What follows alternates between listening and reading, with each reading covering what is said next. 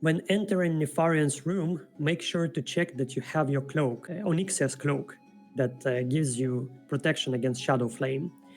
Not only the Nefarian's Shadow Flame itself will deal damage to you and kill you, actually. It will apply a dot that deals a ticking damage of 5,000 per tick, and then at the end you will receive 20,000 shadow damage, which is very difficult to mitigate. The only classes that could theoretically mitigate it are the warriors by popping a shield walls and defensives such as Shadow Protection Potion, and maybe they can survive it. But if you're another class, it's a death sentence, and you will see that in this fight. Today I will show you how to defeat Nefarian safely. We are preparing right here. You will activate the fight by talking to Nefarian, who is sitting on the throne to the right. There will be some waves of mobs. The Nefarian himself will be untargetable. He's in human form. He's gonna jump around the place, cast shadow bolts, nothing you can do about that. The key in this phase is to kill them in somewhat one place, one stack, one pile of mobs, because at a later point they're going to resurrect and become aggressive, and you will need to nuke them down. Here the healers are standing in a specific spot, all stacked together, because as we are healing, the mobs are going to start running towards us. So if the healers are spread out, the mobs will be spread out, and that's not good. So as you can see, we are forming just a little pile ahead of me, somewhat in the same spot, all the mobs. We'll be killing 41 mobs, as you can see. There is the add-on telling me 16 out of 41. So once we kill 41 mobs, Nefarian decides that it's enough for him, and he's going to become the dragon. He's going to land. Something to look out for in this phase is that the mobs can mind control people.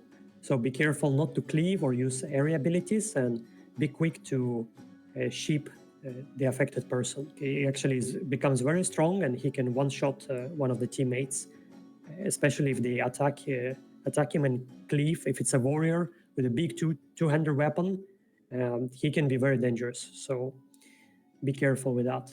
As you get closer to 41 mobs, you want to start running in the position, maybe around 35 mobs already. You need to start looking to catch Nefarian. Our main tank around now is going to start running. Here is Thunder Fury, he's running. His healers are going to come with him, including myself, and the rest of the healers will stay behind, and they're going to heal the team meanwhile.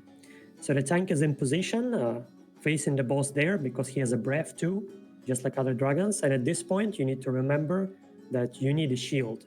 If you, at this point right now, you didn't have a shield, you're dead. Just like the guy on the left called Metroider. You can see he's taking damage, but he doesn't know he's already dead, because he will receive the last huge stack of debuff that deals around 20,000 damage, shadow damage, that is very difficult to survive. Here is the Shadow Flame on our main tank. You need to be ready to heal the tank when the Shadow Flame comes out.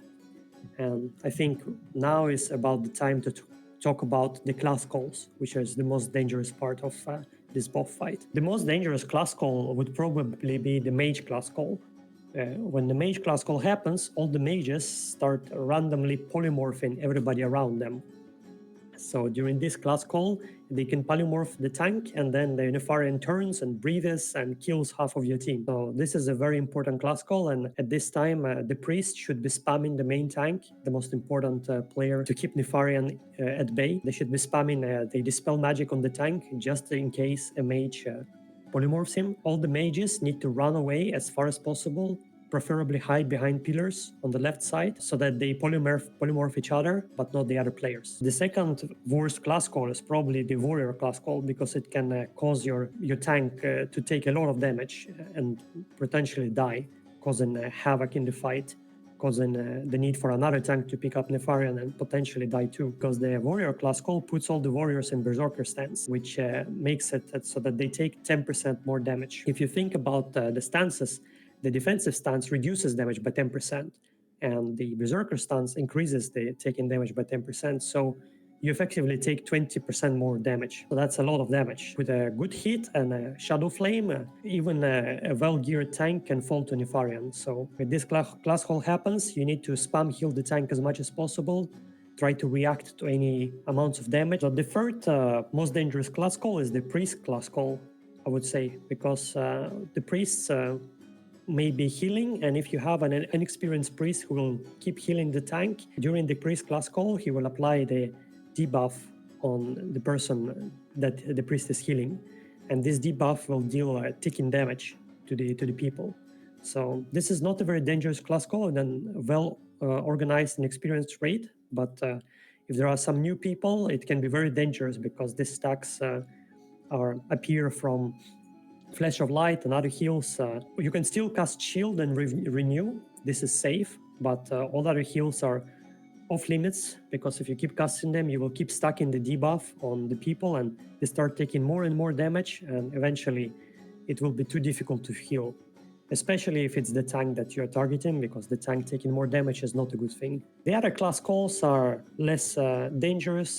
The Druid class call puts them in the cat form, so make sure your main tank is not a Druid on this fight. That would be very inconvenient, because a Druid in a cat form will get one shot by Nefarian. A dangerous call for specific people is the Rogue class call, because the Rogue class call will immobilize the rogues and put them in front of Nefarian. This is not dangerous for the raid itself, but very dangerous for the rogues. So in this case, the tank should turn Nefarian away, because the rogues are immobilized, they cannot run away, and make sure they don't get breathed on.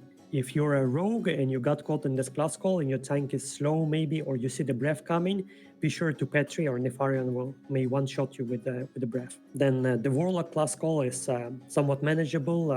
The Warlocks will summon some demons, stun the healers most likely around them, and you'll have to deal with these demons. They're not particularly dangerous, so you just kill them.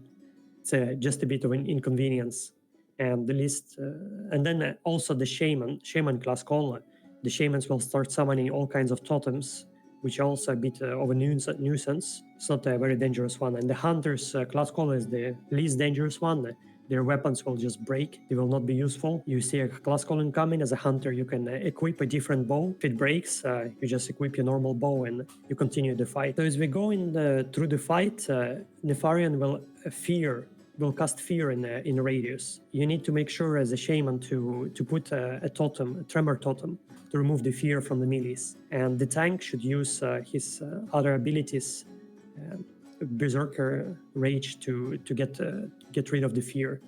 So because the tank cannot afford to get feared, and the Nefarian would get turned and breathe at the raid. As a shaman, you should put Tremor Totem, but be sure to be out of range of heal.